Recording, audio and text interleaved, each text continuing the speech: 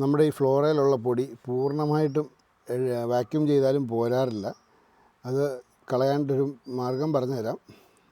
Rotary പോളിഷറുള്ളവർ അത് വെച്ചിട്ട് ഒന്ന് വൈബ്രേറ്റ് ചെയ്ത് കൊടുത്തു കഴിഞ്ഞാൽ ഈ ഡസ്റ്റ് മുഴുവൻ ഇതിൽ നിന്ന് പൊങ്ങിങ്ങ് പോകുന്നോളും. ഞാനത് കാണിച്ചു തരാം.